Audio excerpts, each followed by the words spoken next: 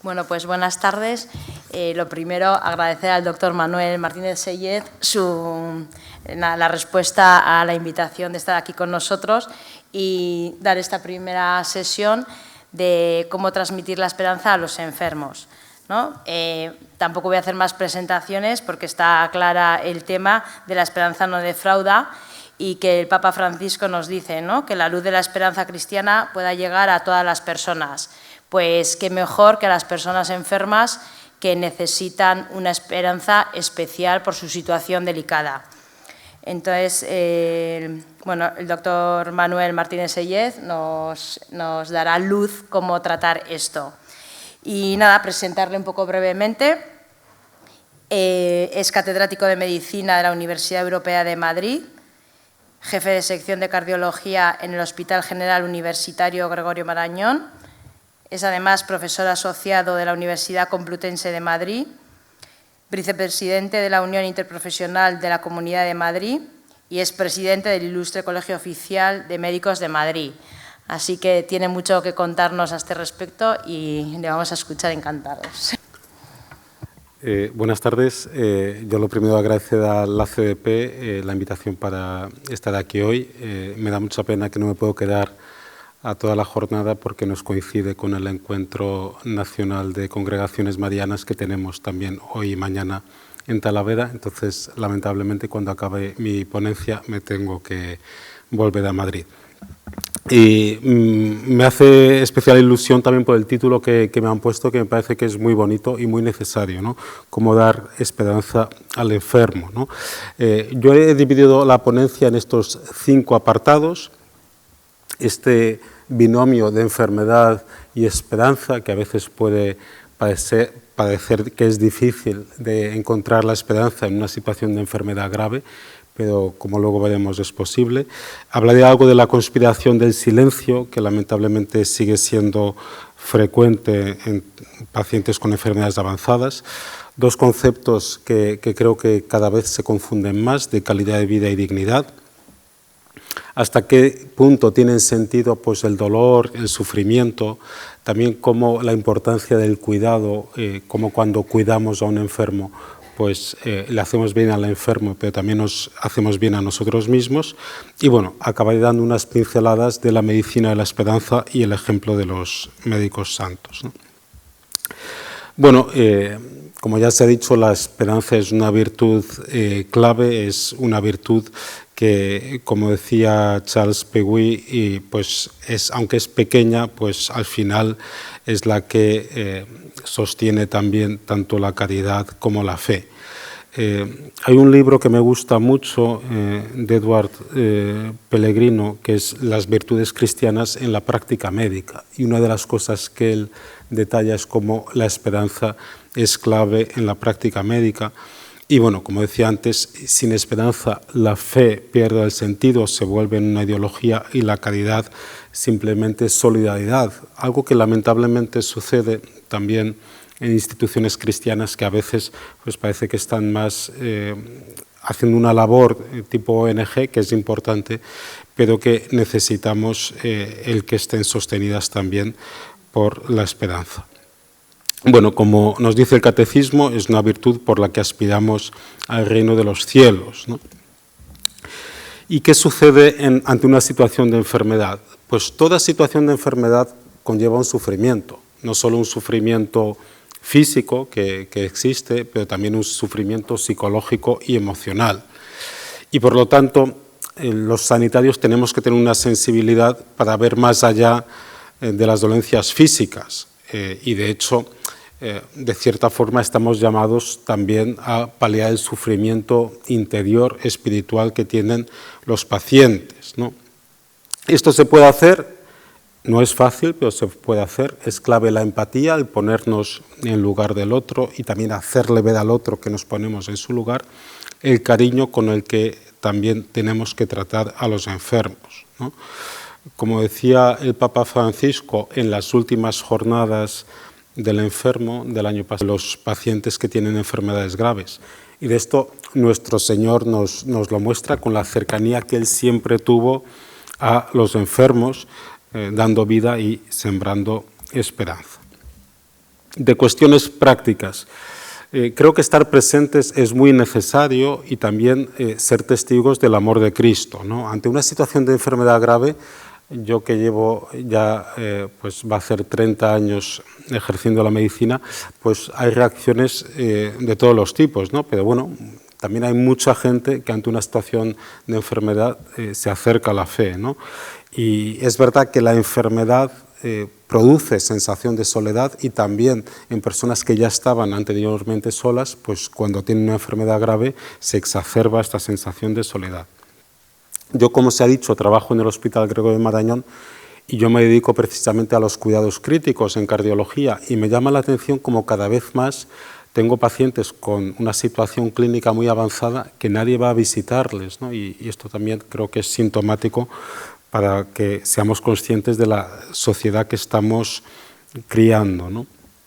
Es muy importante la oración, el orar, por supuesto, por los enfermos, pero también orar con ellos y apoyarlos espiritualmente, ¿no? Sobre todo en estos momentos que pueden ser particularmente difíciles.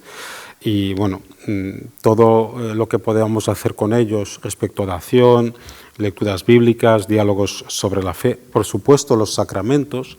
Es muy importante pues, el intentar ayudar o empujar hacia los sacramentos a personas que están en situación de enfermedad muy avanzada. Yo tengo muy buena experiencia con eso, pues muchas veces cuando le dices a un enfermo, pues bueno, si quiere que vaya alguien, habla con él, va a ayudarle, es muy frecuente que los enfermos acaben diciendo pues, que quieren que vaya el capellán a hablar con ellos o, a veces puede ser alguien de otra religión o un psicólogo, pero bueno, el abrir esa puerta yo creo que es muy útil. Tenemos un sacramento pensado específicamente para los pacientes que tienen enfermedades avanzadas, que es la unción de los enfermos, y bueno, por supuesto la penitencia, la comunión, que nos acaban uniendo con nuestro Señor. Respetar siempre la dignidad de la persona, por muy avanzada que esté la enfermedad.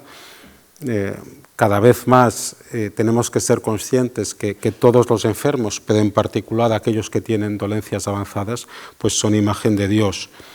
Hay que colaborar con los profesionales, integrar los cuidados espirituales con la asistencia sanitaria, dar un enfoque integral. Muchas veces nos estamos centrando en paliar las necesidades físicas que tienen nuestros pacientes y a veces le preguntas al paciente y te dice que lo que más le está haciendo sufrir es algo del ámbito psicológico o espiritual. Yo recuerdo un paciente pues que un poco comentando qué puedo hacer por usted, yo pensando que él me iba a hablar del dolor, de la falta de aire, y él me dijo, bueno, que llevaba peleado muchos años con un hermano suyo, que quería hablar con su hermano. Entonces es muy importante el involucrar a la parroquia, a la comunidad, pues que haya equipos de voluntarios que vayan a visitar a los enfermos, que también que apoyen a las familias, porque muchas veces las familias también tienen una situación de dificultad. Traigo aquí un ejemplo de una niña que tenía una enfermedad avanzada, de cómo pues, la familia puede dar esperanza. Y bueno, como nos decía también el Papa Juan Pablo II, la esperanza pues, es todo lo que nos prepara para el reino de Dios. Es por lo tanto clave visitar y cuidar a los enfermos. De hecho, es una de las obras de misericordia corporales.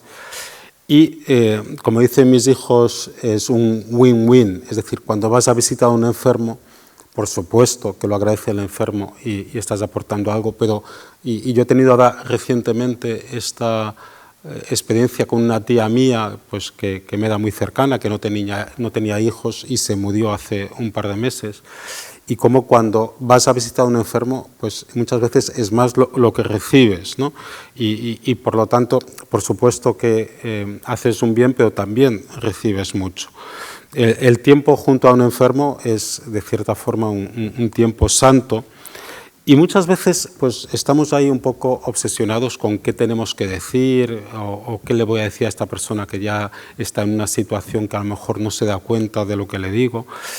Pues muchas veces no hay que decir nada, es simplemente estar allí A mí con esta con esta tía mía me pasó con mis hijos pequeños, que ya los últimos 2 días ella estaba ingresada en mi hospital en paliativos, estaba en una situación comatosa, y yo les decía, bueno, a lo mejor no vale la pena que estos últimos días vayáis a ver a la tía, ¿no? Que ella no se da cuenta, y mis hijos pequeños, ¿no? de 7, 9 años, me decían, no, pero nosotros queremos ir a estar con la tía, ¿no?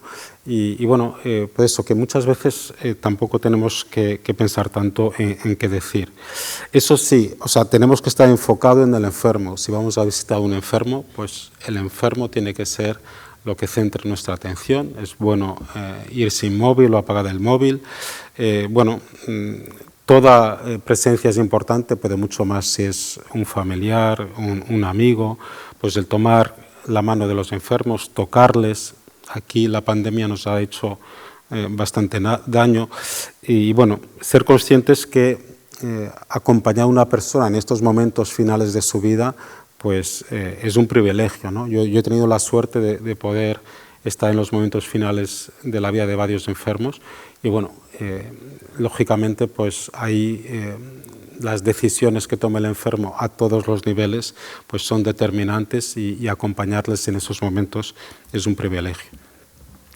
Se puede hacer una visita social, se puede hacer una visita simplemente centrada en cuál es la situación de enfermedad que tiene el paciente, y bueno, a veces se hacen estas visitas, se hablan de cosas intrascendentes, del tiempo, de los deportes, de distintos sucesos, y bueno, lo que se procura es muchas veces distraer al enfermo, pero claro, esta visita está bien, pero yo creo que es mucho más importante una visita que tenga un componente evangelizador, ¿no?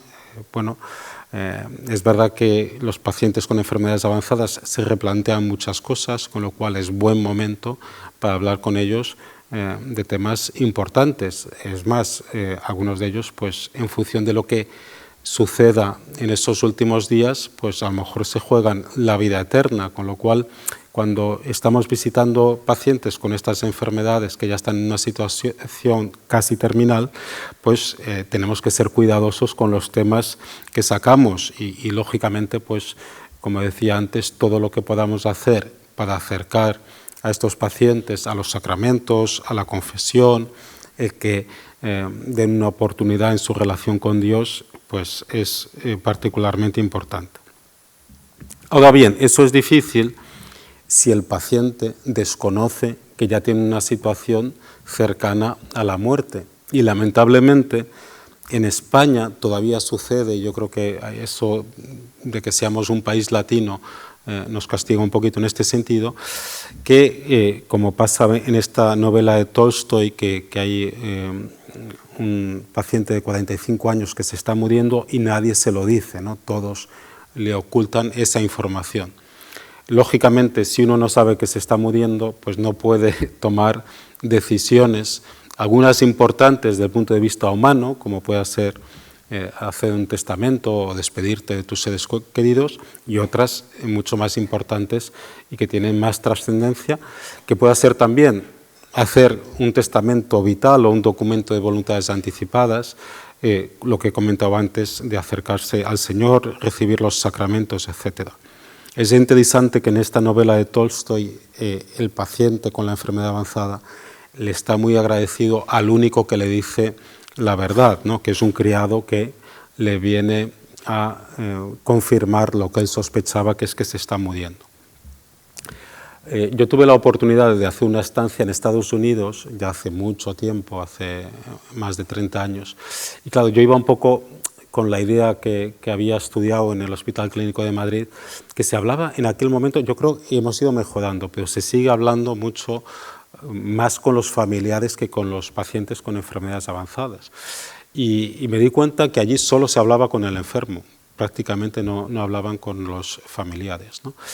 Y bueno, esto me hizo reflexionar, ¿no? Porque yo creo que es importante que los médicos, que los sanitarios demos la información a nuestros pacientes y sobre todo a aquellos que ya tienen una situación avanzada. Y esto lamentablemente a veces no se hace, es lo que se ha llamado la conspiración del silencio, ¿no? Que todos saben que el paciente se está muriendo menos el mismo paciente, ¿no? A veces incluso te lo pide la familia. Esto me ha pasado a mí. Nosotros habitualmente cuando instauramos cuidados paliativos en mi perfil de pacientes, que suelen ser pacientes con insuficiencia cardíaca avanzada, lo solemos hacer en mi propio servicio, pero bueno, algunos casos muy complejos los trasladamos a cuidados paliativos, ¿no?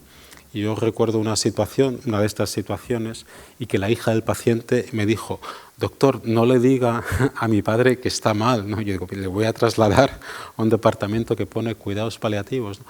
Entonces, es verdad que a veces, yo creo que es como un buenismo de no querer que el paciente sufra, pero yo creo que es un error, ¿no? Creo que esta conducta está disminuyendo, pero lamentablemente yo la sigo viendo. Y a veces también la culpa la tenemos los profesionales, porque claro, decirle a alguien que se está muriendo tampoco es fácil, y a veces también puede ser el médico el que colabore en esta conspiración del silencio. Es inaceptable desde el punto de vista ético, de los 4 grandes pilares de la ética clínica, que son la no maleficencia, la beneficencia, la justicia, y el cuarto es la autonomía. Lógicamente uno solo puede ser autónomo si recibe la información que le permite tomar decisiones. La confidencialidad es hacia afuera, lógicamente que el paciente tiene derecho a conocer esa información y solo puede tomar decisiones si la conoce. Y como digo, a veces se pierden oportunidades para completar tareas, algunas, como hemos visto, muy importantes, antes de la muerte, porque no se les da esa información. Al final, estos pacientes acaban desconfiando de su familia y de sus médicos, porque sospechan que no les dicen la verdad. Y bueno, esto también quiebra esta relación de confianza médico-paciente. ¿Cómo podemos evitar esta conspiración del silencio? Pues bueno, transmitiendo esta confianza, dando pie a iniciar la conversación. Mi experiencia es que cuando poco a poco se va hablando con el paciente de esto, no digo el 100%, pero el 99% de los pacientes quieren conocer la verdad. Yo me he encontrado con alguna excepción. He tenido algún paciente que me dice: no, yo no quiero saber nada, hable usted con mis hijos. Bien, en este caso está claro que hay que también que respetar eso, ¿no? No le vas a decir al paciente: no, pues que ahora se va a enterar que le quedan 2 semanas de vida, ¿no? O sea, pues, pero eso es raro. Habitualmente los pacientes quieren conocer la verdad, quieren que les hablemos con un lenguaje claro, sin usar tecnicismos.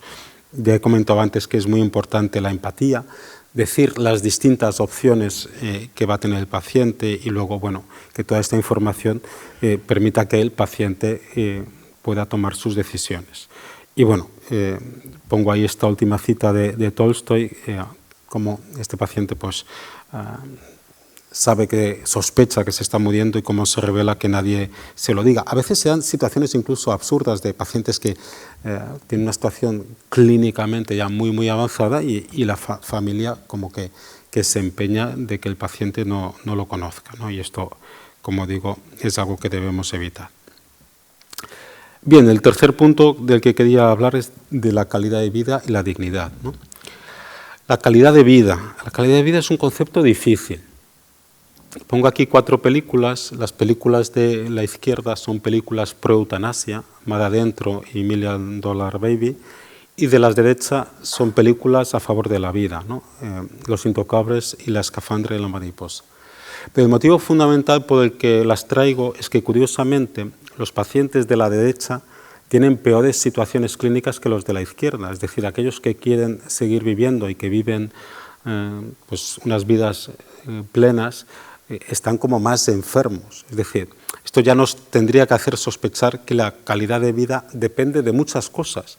Por supuesto que depende en parte de la situación de salud o de enfermedad, pero de muchas otras cosas no relacionadas con la salud. Hace unos años hicimos un estudio para ver cómo era el corazón de los centenarios. Y una de las preguntas que les hacíamos a los centenarios, que incluimos 120 centenarios por toda España, era que ellos valorasen su calidad de vida, de 0 a 10. Y yo me acuerdo que entró en mi consulta una centenaria, una mujer de 104 años, pues muy demacrada, muy caquéctica, venía en una sillita de ruedas. Y bueno, yo le hice esta pregunta de cuánto se daba ella a sí misma de calidad de vida y ella me dijo 8, y aquello me llamó la atención. Yo me acuerdo que me miré con la enfermera y yo le dije a la señora, bueno, no sé si me ha entendido bien, ¿no? 0 es lo peor y 10 lo mejor, ¿no? Y ella pues reiteró su respuesta y nos empezó a contar pues cómo disfrutaba con sus nietos, con sus bisnietos y cómo ella creía que tenía una buena calidad de vida. Y por lo tanto creo que es muy importante no prejuzgar, y que es algo que yo creo que todos, pero también los sanitarios muchas veces hacemos, ¿no? No sé cuál es la peor situación clínica que uno se pueda imaginar, pero una de las peores es lo que se llama el síndrome del cautiverio, síndrome del enclaustramiento. Son personas que no tienen capacidad de moverse, no se pueden mover nada, no tienen ningún movimiento, al menos ningún movimiento voluntario.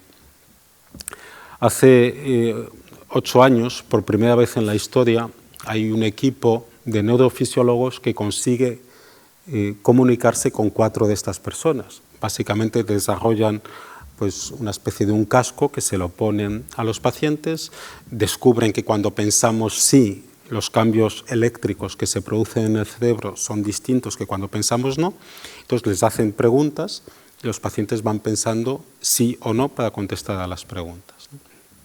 Ellos ven que el sistema funciona. Hay un paciente que la hija del paciente se iba a casar con su novio, le preguntaron 20 veces si quería que la hija se casase con el novio y él pensó las 20 veces no. Lógicamente la hija acabó casándose con el novio. Pero bueno, el sistema funcionaba y lo interesante es que cuando a los 4 pacientes les preguntaron si eran felices, los 4 pensaron sí.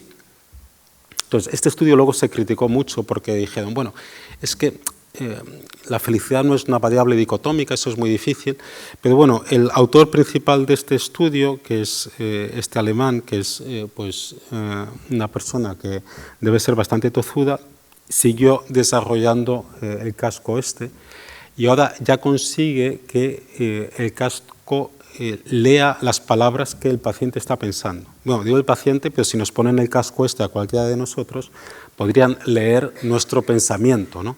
Es algo, yo creo que un poco asustador, pero bueno, también nos da un poco la idea de los avances de la medicina, ¿no? Entonces ya estos pacientes consiguen escribir, van pensando las palabras y escribiendo. Y entonces, bueno, en una importante revista médica ellos publican sus resultados y me gusta mucho esta entrevista que le hicieron desde ABC, que él contestaba un poco cuál era su conclusión del estudio, ¿no? Y él dice, ¿cómo sabes que alguien totalmente paralizado no quiere vivir? ¿Se lo has preguntado? Yo sí. ¿De acuerdo? Luego no sé si se lee aquí abajo y él dice, y el paciente es feliz. Es decir, que él ha podido comprobar esta impresión que había tenido en su estudio inicial.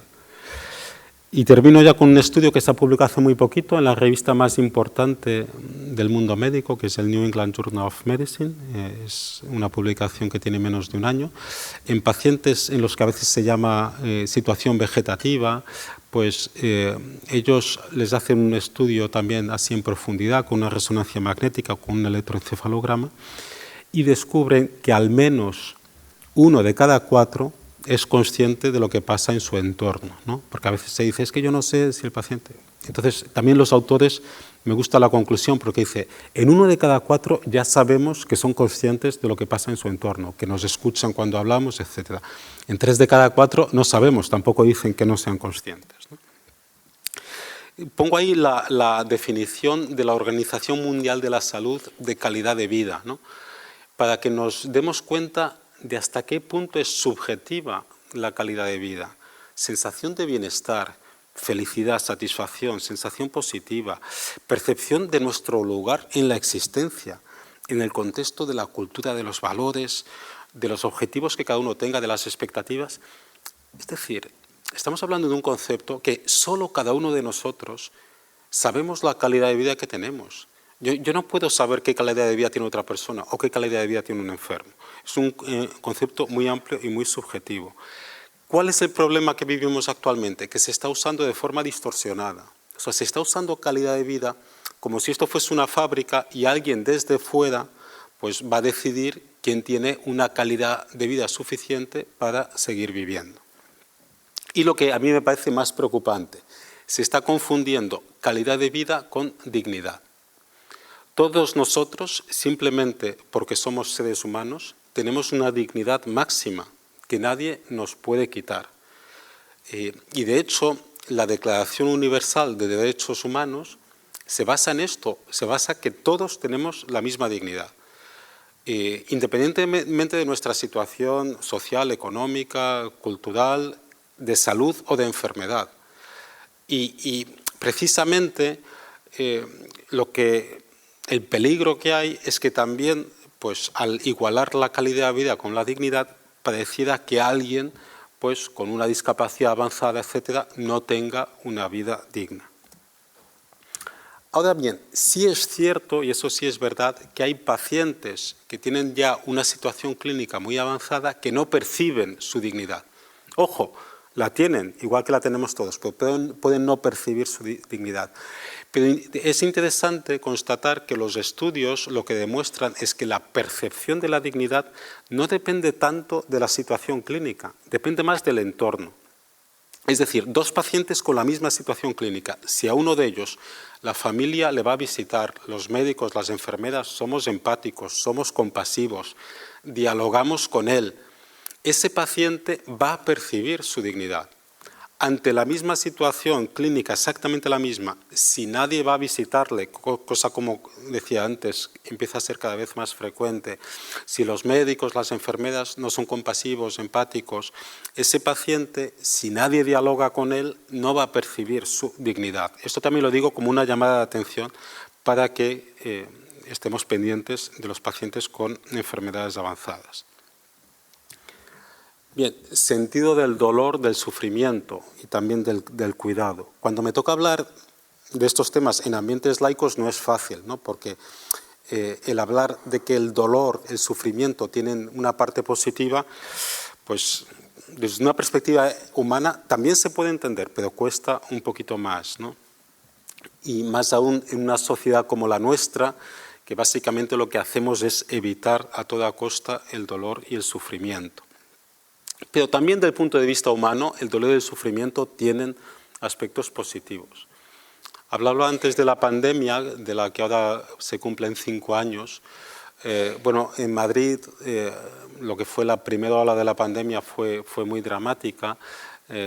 Murieron más de 10 médicos que contrajeron el COVID tratando a sus pacientes y muchos más no murieron, pero tuvieron enfermedades graves, ingresos en la UBI prolongados, con mucho dolor, con mucho sufrimiento.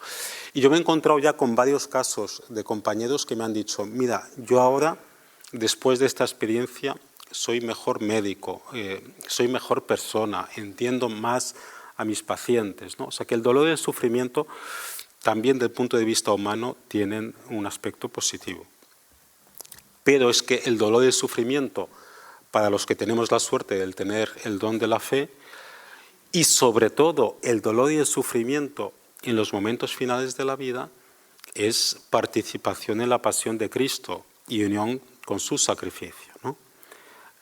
Decía San Pablo, ya que estamos en un evento organizado por la CDP, me alegro por los padecimientos que soporto por vosotros y completo en mi carne lo que falta a las tribulaciones de Cristo, en favor de su cuerpo, que es la Iglesia, ¿no?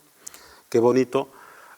A mí me ha pasado en pacientes con enfermedades avanzadas, en situación ya muy avanzada, que han querido, pues, ofrecer sus sufrimientos, sus dolores, y me han dicho que no querían recibir analgésicos porque querían ofrecer su dolor.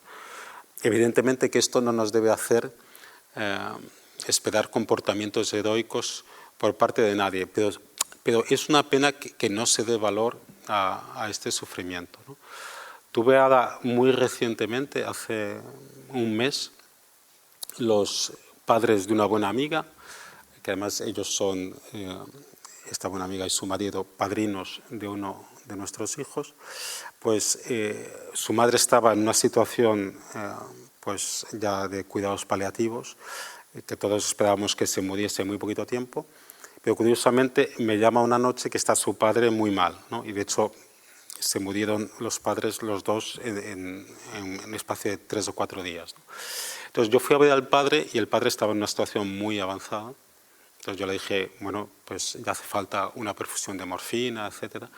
Y entonces el padre me dijo a mí, el padre también, tanto mi amiga como el padre, congregantes marianos, me dijo, pero esto de la morfina, eso lo acepta la Iglesia, ¿no? Y yo, ante esa situación de dolor, de falta de aire, que alguien pues decía esa pregunta, me conmovió, ¿no? Entonces no nos olvidemos del sentido del dolor y del sufrimiento. Y quería hablar también del sentido del cuidado, ¿no? Pongo ahí a Margaret Mead. Margaret Mead ha sido para muchos la mejor antropóloga que ha habido, ¿no? Ella se dedicó a estudiar el inicio de las civilizaciones, ¿no? ¿Cuándo empieza la civilización? ¿Cuándo podemos decir que ya hay personas, que ya hay seres humanos, ¿no? Y en aquel momento, esto era a finales del siglo XX, había un debate de cuál era el primer vestigio de la civilización humana, y había 3 grandes corrientes, ¿no? Una decía que eran los anzuelos, otra decía que eran las puntas hechas de flecha que todos conocemos cuando vamos a los museos, y otra corriente decía que eran las vasijas de barro, ¿no? Y a ella le preguntaron, bueno, ¿cuál de las 3 corrientes es la correcta, ¿no? Y ella dijo, ninguna de las 3, ¿no? Para mí el primer vestigio de civilización humana es un fémur que yo he encontrado de hace 15.000 años, que después de una fractura se había solidificado, ¿no? Entonces, bueno, los estudiantes que hicieron la pregunta no han entendido la respuesta y ella lo explicó, ¿no? Es que un animal que se rompe el fémur está muerto, ¿no? Porque le comen los depredadores, no puede ir al río a beber, no puede conseguir comida. Entonces, el hecho de encontrar este fémur significa que durante semanas, meses, alguien estuvo cuidando a esa persona, porque si no, no hubiera sobrevivido y no se podría haber solidificado la fractura, ¿no? Y ella lo que venía a decir es que lo que nos hace humanos es cuidarnos los unos a los otros. Y yo no puedo estar más de acuerdo con ella, pero es verdad que se equivocó con los años, ¿no? Porque este es un estudio, además, de un equipo de investigadores españoles, también muy reciente, tiene menos de un año. Se publicó también en una revista científica muy importante. Entonces, básicamente, lo que encontraron estos investigadores fue un fósil de un hueso de un oído de una niña Neandertal con 6 años. Y esta niña, además de tener síndrome de Down, tenía una sordera completa, ¿no?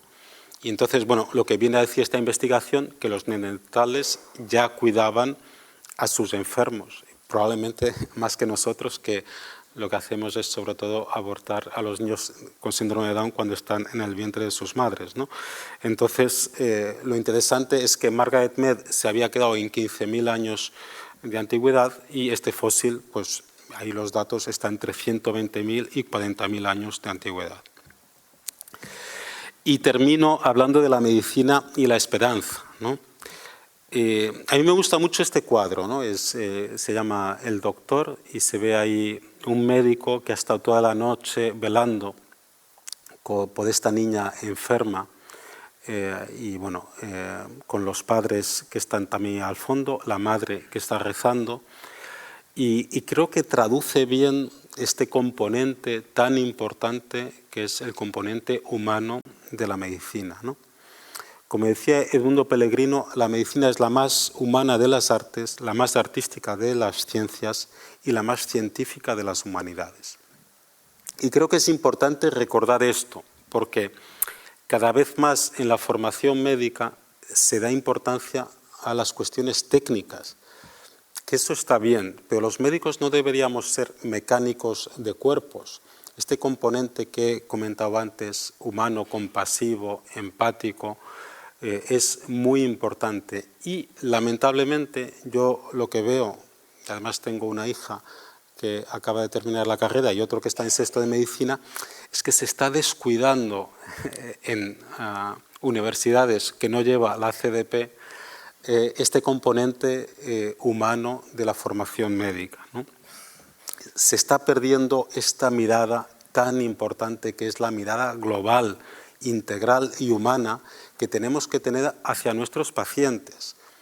A mí me gusta mucho el chiste, no sé si lo conocen, es uno que le pregunta al traumatólogo, y después de la cirugía de la mano, ¿voy a poder tocar la guitarra? Y le dice el traumatólogo, sí, sí, claro, sin ningún problema. Y le dice, qué bien, porque no tengo ni idea de tocar la guitarra, ¿no?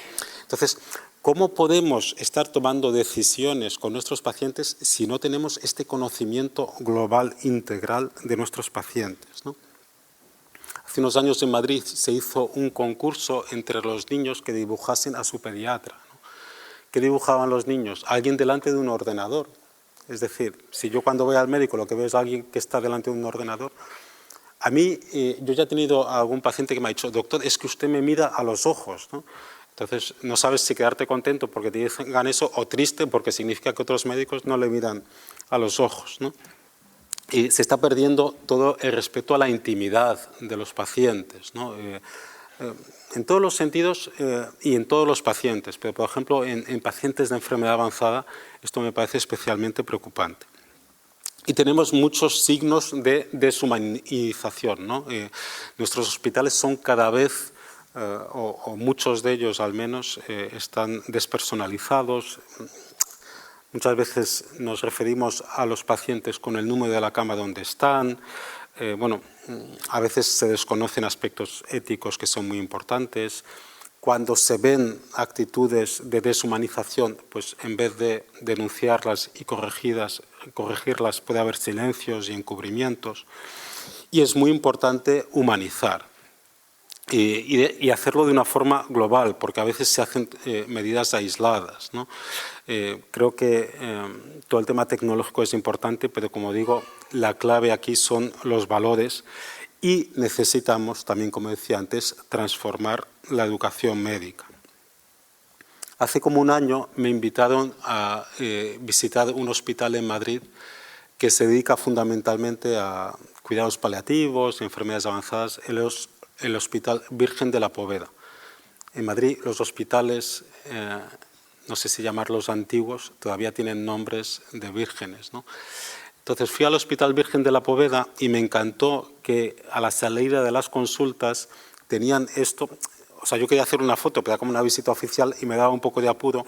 Entonces hice la foto luego al equivalente que hay en los aeropuertos, en los controles de seguridad, que básicamente le preguntaban al paciente cómo le habían tratado en la consulta y el paciente pues apretaba la carita y me pareció muy buena idea. Y de hecho yo le dije al gerente del hospital, mira, yo creo que esto es un ejemplo práctico de cómo hay que humanizar. Pues que en el fondo humanizar es tratar a los demás como nos gustaría que se comporten con nosotros cuando estemos enfermos. El concepto del paciente experto, si es que podemos aprender mucho de nuestros pacientes, ¿no? Ya hay hospitales, ya hay consejerías que tienen estos programas de humanización. Pero como decía antes, probablemente lo que más transforma a un médico es tener una enfermedad grave, ¿no? Yo no la he tenido, pero sí he hablado con muchos compañeros que después de haber tenido una enfermedad grave cambian totalmente la forma como se dirigen a sus pacientes. Esto lo expresa muy bien el libro y la película que luego se hizo basada en este libro, The Doctor, el doctor, de un cirujano estadounidense que era muy buen cirujano, técnicamente, operaba muy bien, pero no trataba a sus pacientes como personas, ¿no? Él tiene una enfermedad grave y a raíz de su experiencia cambia totalmente, no solo la forma como trata a los pacientes, sino también la forma como enseña a los estudiantes de medicina. Me gusta mucho la última frase que pongo ahí, que sale tanto en el libro como en la película, porque en Estados Unidos les cuesta mucho todos los nombres en latín de las enfermedades y de los síndromes. Entonces, bueno, es clásico que los estudiantes de allí estudian mucho estos nombres en latín, que nosotros tenemos la suerte, como tenemos un idioma latino, pues que no nos cuesta tanto, ¿no? Entonces, él le dice a los estudiantes, ahora en vez de estudiar los nombres en latín de las enfermedades, vais a tener que estudiar los nombres de vuestros pacientes, ¿no? Entonces, es un cambio que creo que es importante. Hace un par de meses me invitaron de ABC para escribir la tercera y yo la dediqué al fin de la medicina. El fin de la medicina, y ahí lo que hacía era jugar un poco, con el doble significado de fin. Fin de se acabó la medicina.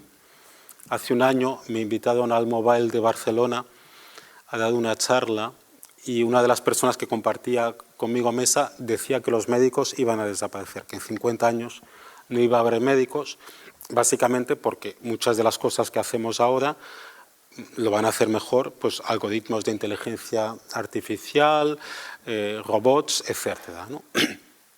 Y yo sí le di la razón en ese aspecto, que yo creo que desde el punto de vista técnico los avances van muy rápidos, pero yo discrepé porque yo dije, mira, si yo dentro de 50 años sigo estando aquí y estoy enfermo, con mis 103 años, yo lo que espero es que al otro lado tener una persona que sea humana, empática, compasiva, con lo cual probablemente si queremos que siga existiendo médicos, pues tenemos que, lo que decía antes, potenciar todo el componente humano de la medicina.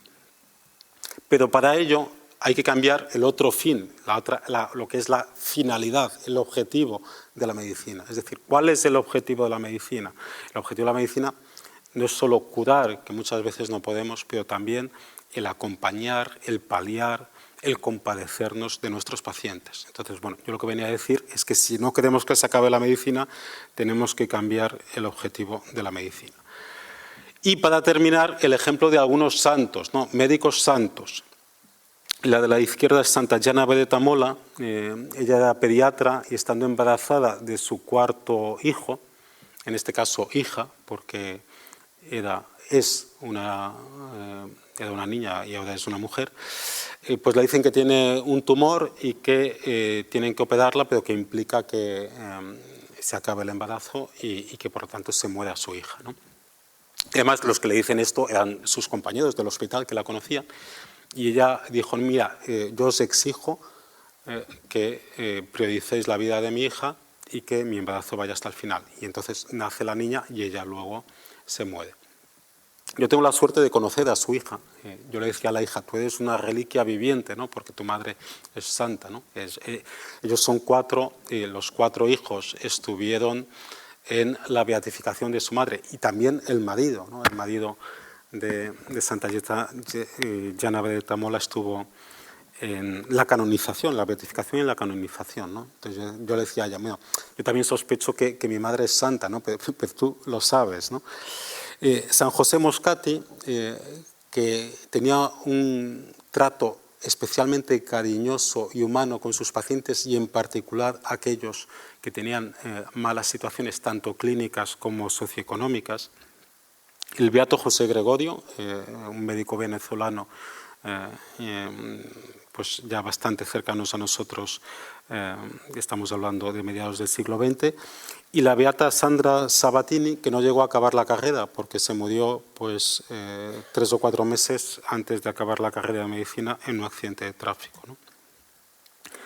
No son beatos de momento. Jérôme Lejeune es el médico que descubrió que el síndrome de Down se debe al hecho de tener 3 cromosomas 21 y como era un gran defensor de la vida y muchos sospechamos que no le dieron el premio Nobel por este motivo. Y Guido Schaffer, que yo no lo conocía, pero lo conocí en la JMJ que fue en Lisboa, que estuvimos ahí con nuestros hijos y es una historia muy bonita de un médico brasileño, surfista y así súper moderno, que tenía una vida pues que yo creo que acaba también siendo beatificado. Y bueno, termino, como no, con nuestra madre, ¿no? Y me ha hecho mucha ilusión ver a la Virgen de la Esperanza. No sabía que iba a estar aquí, pero bueno, yo creo que la Virgen de cierta forma es la certeza de que nuestra esperanza es cierta, ¿no? Y ante los momentos de dificultad de todo tipo, pero también de dificultades en el ámbito de la salud, ella descarga nuestras penas, yo lo he sentido muchas veces, y pues qué mejor forma de sanar una herida, calmar un dolor o dar aliento a nuestros enfermos. Nos invita a ser fieles, dóciles a la voluntad del Señor, que muchas veces es difícil de entender. Tenemos que ser capaces de, como ella, decir, hacer lo que Él os diga.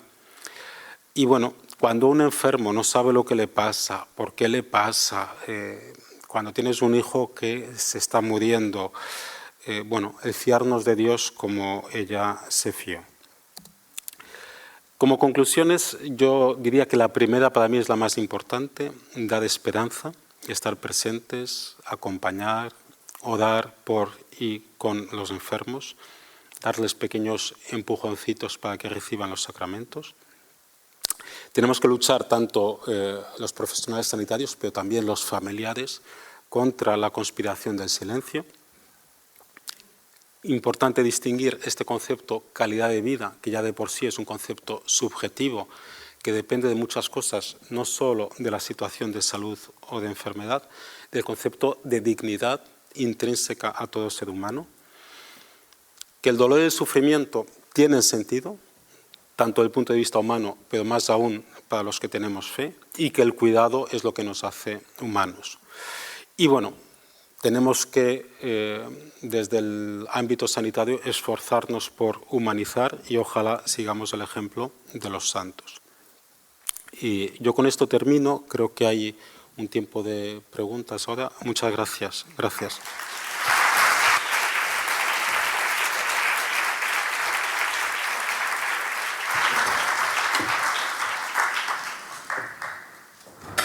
Si alguien quiere hacer una pregunta, que la escriba. Ahí viene una. Muy bien. Gracias.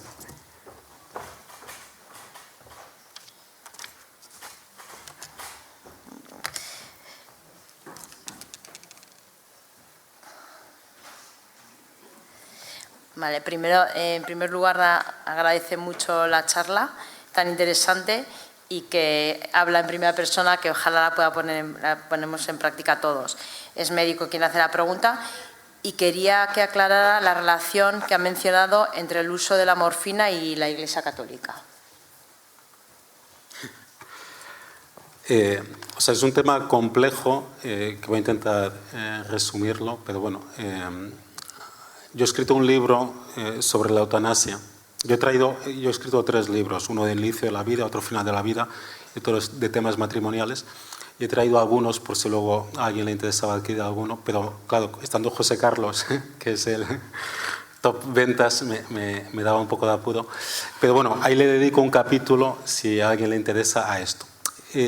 La morfina y otros fármacos opiáceos se pueden y deben utilizar en pacientes que tienen una situación muy avanzada y no conseguimos controlar sus síntomas de otra forma. De hecho, en estas personas que ya les queda poco tiempo de vida, se puede hacer incluso lo que llamamos sedación paliativa. ¿Qué es la sedación paliativa? Es usar, también me da un poco de apuro hablar de esto estando un anestesista, es usar sedantes analgésicos a unas expensas de que el paciente pierda el conocimiento. Ahora bien, esto no tiene nada que ver con la eutanasia. ¿Por qué? Porque en cuanto yo controlo los síntomas, no sigo aumentando la dosis. Mi objetivo es controlar la situación pues, de dolor, de falta de aire que tenga el paciente. ¿De acuerdo? Yo hago sedación paliativa con cierta frecuencia, como decía antes, en el ámbito de la insuficiencia cardíaca avanzada. Son pacientes que se mueren ahogados, es algo muy desagradable. Mi experiencia es que cuando hacemos sedación paliativa, la situación clínica del paciente no se suele modificar. Estamos hablando de pacientes que ya están muy graves, ¿no? Curiosamente, algunos mejoran. Esto en la insuficiencia cardíaca avanzada lo vemos de vez en cuando, hacemos sedación paliativa y el paciente mejora. Pero también sucede a veces que haces sedación paliativa y el paciente empeora y se muere. ¿Esto tiene alguna pega desde el punto de vista ético o moral? No, porque tu objetivo es controlar unos síntomas. Es un efecto secundario que no estás buscando. Si yo a un paciente que tiene una infección le mando un antibiótico, resulta que el paciente es alérgico, hace una reacción alérgica grave, anafiláctica y se muere, es evidente que yo no le he mandado el antibiótico para morirse, ha sido un efecto secundario no buscado. Pues a veces, poco frecuente, a veces haciendo sedación paliativa puede suceder eso. Ahora bien, hay una línea que no es fácil de definir, que separa la sedación paliativa hecha de forma adecuada y la eutanasia encubierta. Comentábamos antes del último Congreso de Ética Médica, dio el profesor Jacinto Bátiz una charla interesante, levantando un poco la sospecha de que se puedan estar haciendo sedaciones paliativas que en el fondo son eutanasias encubiertas. Entonces, es un tema que no es fácil el poner una línea que de forma clara define ambas cosas. A mí a veces me sucede que me llama alguien, como he dicho antes, por ejemplo, esta llamada que tuve hace un mes, de esta amiga nuestra, oye, ¿qué opinas de mi padre y tal? Y esperan a veces que dices que por teléfono le digas, no, pues ponle, yo digo siempre, ¿dónde está tu padre? ¿No? Voy a verle, analizas la situación y luego pues ya aconsejas, porque son situaciones que no son sencillas. Pero bueno, entiendo que es un tema complejo, pero bueno, que es difícil resumirlo en poco tiempo. Muy bien, gracias. ¿Alguna pregunta más? Si no, yo tengo una. Mientras tanto, si surge otra, voy a preguntar yo. Me ha encantado mucho los puntos clave que has dado para atender a un paciente desde el punto de vista médico, porque son unos puntos clave muy interesantes, muy prácticos, fáciles de hacer, que gana mucho el paciente. Y también me ha gustado los rasgos que has dicho de los acompañantes, porque muchas veces los acompañantes no saben qué hacer con los familiares que están enfermos, no saben lo que hablar delante del paciente. Bueno, todas esas cosas me parece muy práctico y me parece que nos ha ayudado a todos para, seguramente cuando nos toque atender a un paciente como médico o como acompañante, hacerlo mejor. Pero con todo esto también me entra otra duda, y es ¿qué hacer ante un paciente desesperado? O sea, que no tiene fe, que no tiene familia que le da esperanza. Mi pregunta es como médico. Bueno, es una situación que no es frecuente, pero que sí sucede de vez en cuando. Yo creo, o sea, lo primero, como decía antes, no hay que juzgar ni prejuzgar a nadie, porque incluso personas que te dicen que no tienen fe, luego en momentos finales pueden cambiar. Y yo creo que lo que hay que hacer es acompañar. O sea, que a veces pues, lo que hay que hacer es estar ahí con el paciente, escuchar, hablar si el paciente quiere que hablemos, no hablar si no quiere que hablemos. Pero mi experiencia es que la compañía es, incluso en esas situaciones de desesperación, bienvenida, ¿no? Y a veces simplemente esa escucha, esa compañía, pues puede abrir una pequeña ventanita para que alguien salga de esa situación de desesperación en la cual todos nos podemos encontrar en algún momento. Es decir, yo tampoco sé cómo aceptaría yo ahora el diagnóstico de una enfermedad avanzada, ¿no? Entonces, bueno, que no es sencillo el estar ahí, respetar a esa persona, intentar ayudarla en nuestras posibilidades y si no puedes hacer nada más, pues hay algo que siempre se puede hacer, que es rezar por esa persona, ¿no? Pues a lo mejor ni siquiera quieren que estés acompañándolo, que estés en la habitación, pero bueno, puedes rezar por esa persona que de momento todavía nos dejan, no sabemos qué pasará en el futuro. Y luego otra pregunta más. ¿Algún consejo que nos puedas dar para extender esta cultura de atención a los enfermos? Porque ¿no? La soledad cada vez, como has dicho, ¿no? La vemos más, los pacientes que no les visita a nadie. ¿Y qué podemos hacer a nivel personal cada uno en nuestro ambiente para mejorar eso? O sea, yo creo que lo primero es no ver a los enfermos como una carga, ¿no? Me contó un día José Manuel Cotelo, que como sabéis ha hecho muchas películas recomendables, que él tenía una situación con sus suegros que era difícil porque su suegra tenía una enfermedad muy avanzada y entonces su suegro básicamente vivía para cuidar a su suegra, ¿no? Entonces cuando se murió su suegra, él le dijo a su suegro, bueno, ahora por lo menos ya vas a poder estar más desahogado, que no vas a estar continuamente cuidando a tu mujer, ¿no? Y entonces él cuenta que su suegro se enfadó mucho y le dijo, ¿cómo te atreves a decirme eso? Cuidar a mi mujer ha sido lo mejor que me ha pasado en mi vida, ¿no? Yo el libro este de la eutanasia le pedí que me hiciera el prólogo a Memé Alsina, que ella es una paciente con tetraplegia, que solo puede mover un poquito la cabeza. Y ella, una cosa que transmite muy bien es que ella es consciente del bien que hace dejándose cuidar. Es decir, cómo el hecho de que sus padres pues prácticamente se han tenido que dedicar a ella, en concreto su madre, toda la vida, lo que han luchado por ella, que ella pues ha conseguido estudiar una carrera, trabajar, etcétera, pues cómo el hecho de que sus hermanos, sus sobrinos la estén cuidando, ella también percibe que hace un bien y por lo tanto tenemos que cambiar un poco esta visión que muchas veces hay, que los enfermos son una carga. Tenemos que potenciar los cuidados integrales, los cuidados paliativos. Nosotros desde el Colegio de Médicos de Madrid hicimos una campaña que se llama Cuidados de principio a fin, ¿no? Pues intentando asegurar que todos los pacientes reciban los cuidados que necesitan, desde la concepción hasta la muerte. Porque lamentablemente tenemos unos cuidados paliativos poco desarrollados. En el último Atlas Europeo de Cuidados Paliativos, España está en la cola de Europa. Estamos entre Georgia y Moldavia. Tenemos menos de un tercio de los cuidados paliativos que necesitamos. Y somos de los pocos países en Europa que no tenemos una especialidad médica oficial en cuidados paliativos, que curiosamente tampoco existe en el único otro sitio de Europa que tiene la eutanasia despenalizada, que es el Benelux. Es decir, cuando se apuesta por la vía de la eutanasia, se descuida la vía de los cuidados paliativos. Tenemos que intentar que los pacientes reciban los cuidados que necesitan. Lo que no puede ser es que haya gente, como está habiendo gente, que pide la eutanasia porque no recibe los cuidados. O sea, el gobierno ha presentado una dualidad, sufrimiento o eutanasia. Ante esa dualidad es muy fácil que se elija la eutanasia, pero esa no es la realidad. Están los cuidados paliativos. Cuento una anécdota muy rápida que me pasó hace 6 meses. Me llama un sacerdote de Talavera, de una chica que él conoce que ha solicitado la eutanasia. Yo fui a verla y era una chica tetrapléjica que estaba en una situación clínica y social muy mala. Yo hablé con la unidad del dolor de mi hospital, con los trabajadores sociales de mi hospital, mejoró su situación de los 2 puntos de vista y ella retiró su petición de eutanasia, ¿no? O sea que me parece particularmente cruel que se legalice la eutanasia sin desarrollar los cuidados paliativos.